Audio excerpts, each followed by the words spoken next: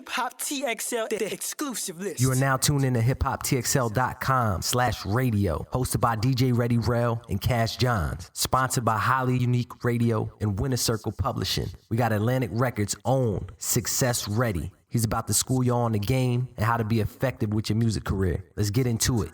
Winner Circle. Signing in TXL Radio, DJ Reddy Rell. I'm on a line right now with Success Reddy from Atlantic Records, A&R, straight out of Atlantic Records. What's going on, Success? Oh, man, just moving, shaking, man. You know, I'm just up here in New York trying to get it done, man. How everything going with you? Everything is good, man, you know? Yeah. Yes, sir. Yes, sir.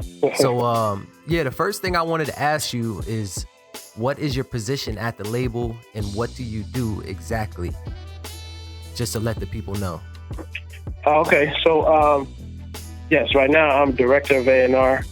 And pretty much what that means is I do things from, find talent to the label, develop it, recruit different songwriters and producers, and actually go in the studio and create records for artists that are on the label, whether I sign them or not. I'm also a records guy, so, I'm a guy that goes out and finds records and creates records and brings them back to everybody. So somebody might, we might have signed a dope artist, but they didn't have that single that was ready to go. So, because I'm always out in the street and eyes and ears open, I might find, I might hear something and come back and deliver it on another artist, and it become that top 10 single, and so forth. So that's pretty much what my job description is: director of A&R here at Atlantic.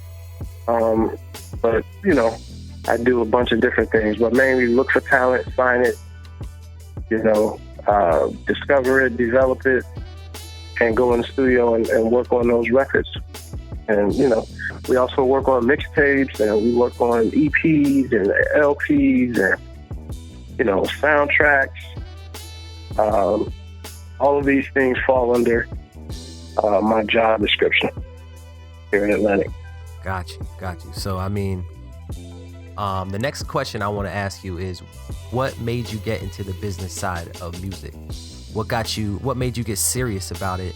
How'd you get started with everything and just said, you know what, I'm going to do this as a profession because, I believe in myself and this is, what I want to do. So basically I went to, I'm going to just take you on a quick story. I went to FAMU. I'm from Chicago originally, born and raised. When I went to college, I went down to Tallahassee. Went to Tallahassee, started a rap group. So I used to rap back in the day, and we was running around Florida and back and forth to Atlanta, and New Orleans. You name it, and we was there. We was called Street Team Entertainment. At the time, T-Pain, his pops had a group called Nappy Head, and we had Street Team. So yeah, exactly. So we was running around together doing shows. And anytime anybody came to FAMU or Florida State, which was right down the block, we was opening for them. We had a couple songs at radio down there. Jermaine Dupri had flew us to Atlanta one time for this competition, as we had won. And, so we was grinding. But then at some point I realized that I was better at making the plays behind the scenes. So I started doing the money for the show bookings and scheduling and, strategizing on, touring and all of the different administrative and managerial things as opposed to being out on the stage. And, not saying I wasn't dope or, rapper, but I just found myself being more attracted to the behind the scenes side. I started doing that. Fast forward, when I finished school, I came to New York. And when I got to New York, pretty much because I was from Chicago, I had relationships. Around that time, Kanye West had just came to New York. I knew him, so we was connecting, and then Kanye started to blow up. So then people were looking for that sound. He was brought up as a producer first. So when people, Rockefeller had him signed up. But because I was around, people was like, yo, if I can't get Kanye, I want some of the other producers with that same sound. So I became the liaison between the producers who had that sound, like Blueprint 1 and 2, and the labels. And then I was a hustler too. I was selling sneakers. So it was funny because people would know me as the dude hustling beats and sneakers, pretty much. Okay. So, yeah, did that, worked that. It was no Instagram, it wasn't no Twitter, but I was always smart about networking and find out who's who and building my relationships and with executives and A&Rs and producers and artists directly. So long story short, I went from managing producers, then started managing songwriters, then started managing artists. While I was managing artists, a couple of the labels kind of caught wind of what I was doing, and the chairman of Atlantic, Craig Kalman, had kind of recruited me and was like, hey, I've been seeing you moving around and making plays. I would love for you to be a part of my team. And 5 years later, here I am. That's crazy. So what kind of sneakers did you have? You had them all? You had the legit joints, or you were selling the bootleg? Yeah, no, I had the legit joints before everybody was doing this reselling. I just had those, I knew where to get them. You know what I'm saying? I was a sneakerhead, and back then I was heavy on Dunks. I'd been doing Air Force Ones for like 15, 20 years, so it was kind of past that. And then this was before everybody was doing all them fake Jordans and all that. I had the retro Jordans too early. So I would, so rappers and producers, they would be calling me, and I would come through and sell them some kicks, and then I'll play some beats and, rounds through the business. Got you. I mean, that sounds like an effective way. Everybody wants to plug on the sneakers. Exactly. So you had a few angles going on. Oh yeah. Yep. Let's get into the other side of things. How could some of these artists get in contact with someone like you, and how could some of these artists get the attention of success and any other A&R or manager out there who's looking for talent? How can they impress you? Yeah, so I think nowadays it's I'm not gonna say it's easier, but nowadays artists can really get it from wherever they at. You know what I'm saying? It's not like back in the day when I was in Chicago or in Tallahassee and the industry was happening up in New York or in LA and I'm in Florida.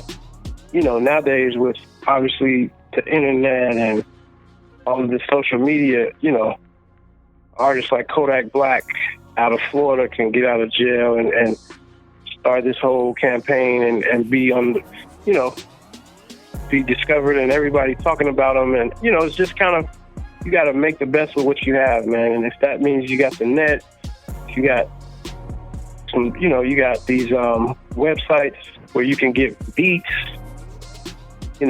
hopefully people know, like producers, that they can get in touch with to get production and go in the studio and record. But if not, nowadays they got websites where you can lease and borrow tracks and you can record on a home studio, or you can go to your local studio, record, and then you have the option to put it out.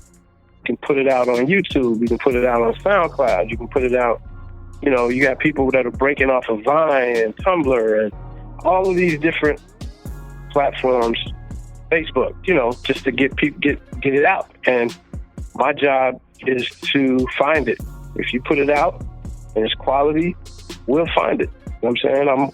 I'm on there every day looking to see who people are connecting with. I still go out to the showcases and I still go to different cities and, take meetings and go to shows and go to festivals. But a big part of it is online nowadays. And so I have research guys that sit in the office and they research every day, all day, and they find what's moving on iTunes or what's streaming crazy on Spotify or what's Shazamming in a strip club in Atlanta. 200 people Shazam this new song and it popped up. So my research guys are the first that's finding that. And they bring it to us like, yo, check out this. So all of those different networks and platforms are out there for any artist that's looking to get discovered. And trust me, we'll get discovered. I have people in each city that I check in with weekly and just say, what's popping in your neck of the woods? What's going on? What's moving? What are people talking about? Who are people going to the show to see? All of these things. So it's really, there's no excuses now. Like, people can, just put it out there. I get people that kind of stalk my socials too, and they send me links, my DMs and all of that. And I don't have a problem with it. Just don't OD. Like, I have people that literally every hour sends me these blasts, and so I'm not with that. But I have no problem with somebody hitting me like, yo, check out this new video I dropped. Here's a link. I actually will watch it. Sometimes I'll give out my email and let people send it. People hit me on Twitter and all that too. So, whatever, just be smart about it, man. And that's all I can say. We'll find you. If you're doing what you're supposed to do and making an impact, we'll find you, or you'll find me. Just get the quality out there, and if you're gonna reach out, have something behind it. Respectful, have some feeling and some knowledge behind it. Like, actually know who you're talking to, I guess. In a way of saying it. Definitely. Do your research. Exactly. Okay. And that's what I'm saying. When I was doing it, there was no Instagram, so I didn't know what these people look like. I didn't know who A&Rs were. I had to learn that the hard way. Nowadays, you can go online and Google me and be like, oh shit, oh man, that's the dude Success. I can go find him. Oh, I just seen him he was at South by Southwest, or I just saw him on a panel, or I just, So nowadays you can find people if you do your research. You know what I'm saying? So, yeah, that's what advice I could give. All right. So, before we sign out, just tell them a little bit about, where they can find you at, your social networks. Maybe, tell them about somebody to check out who you messing with right now. Okay. So, I'm Success Reddy, SuccessReady on Twitter, Success Reddy on IG. Those are the main two platforms where I'm at. As far as artists, there's the kid I mentioned, Cranium, dope reggae artist here in New York. Had a huge record last year, had a Major Lazer remix. And then he's super dope. So we can ready to start rolling out his new projects, new singles. So check out Cranium with a K. Cranium, what's his Twitter? Cranium, it's at Cranium. Oh, at Cranium? Okay. Yep, KRANIUM. Okay. New kid, I just picked up Marco Penn, who's super dope. And that's Marco, MarkoPenn. So he's currently featured on Bob's new single called Roll Up. He's on the hook. He wrote and co-produced that record. So check out Marco on B.O.B.'s single. And then he's got some dope records that we get ready to start putting out on him too. So keep an eye out on Marco. I mentioned a young lady, Raven Lene, out of Chicago.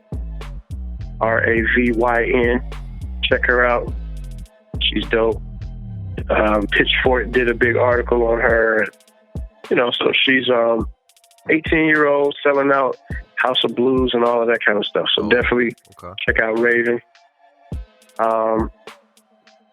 There's a young lady, Janine, in the mixtape, who signed to Atlantic from New Zealand by way of Brooklyn.